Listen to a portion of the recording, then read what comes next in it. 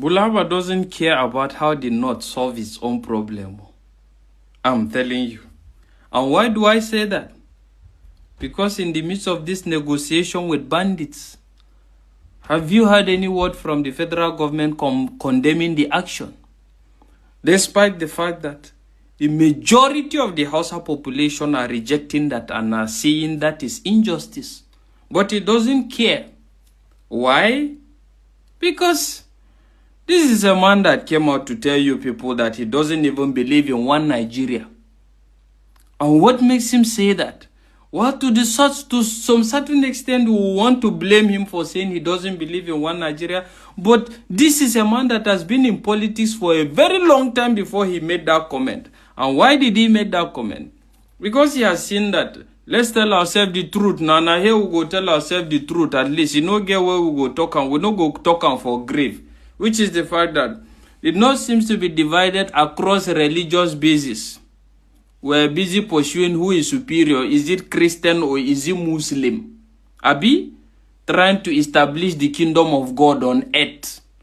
And he knows that to some certain extent, everybody have seen that that happens to be a major determinant in regards who wins the next election. Just like we saw with the Muslim ticket, Abi.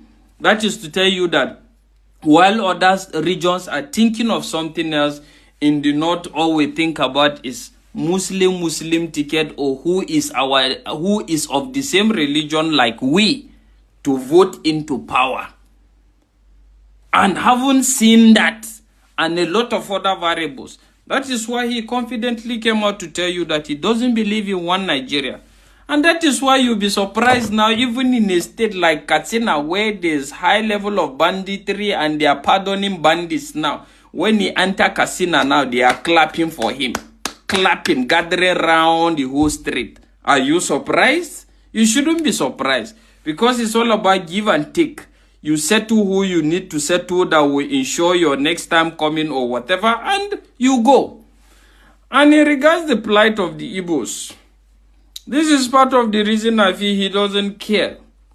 Because let's face it, the fact is, the demands of the Igbos are genuine and authentic in regards the sense that, let's face it now, why will you, despite the fact that the Niger Delta, at least after the division, Abi, after they don't separate them, carve them out into a cycle, they are no more with the Niger Deltas, they are no more the same with the Niger Deltas, but they used to be, Abi.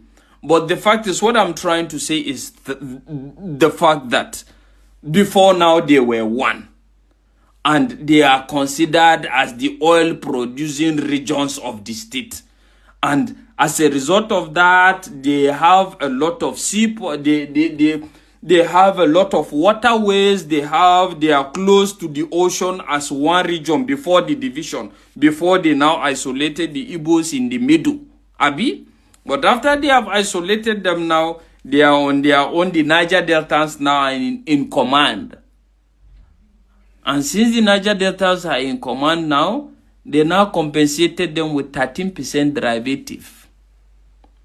Despite the fact that the 13% derivative doesn't go around for everybody, it's only for the bourgeois, for the big men of the region. Because if you go to Niger Delta, if you see the level of hardship, you will be shocked.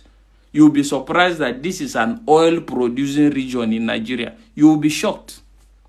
So they are compensated, they kept quiet. So when the Igbos now come up to complain and say, hey, we don't have port, we're supposed to have ports or whatever, they say, we no get water. You don't have water. It's the Niger Deltans that have water. Can you see? So by virtue of that now, they are left with no options.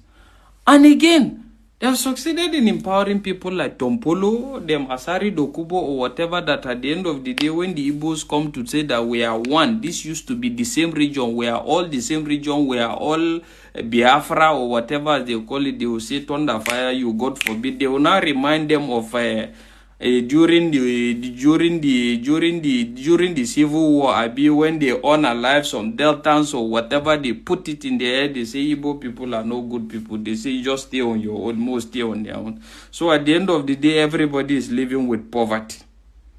Just like I keep saying, Why will the oil companies have their headquarters in Lagos, remitting everything to Lagos and the rest of it? So a divided kingdom, and just like they say, a divided kingdom can never stand. That is the modus operandi.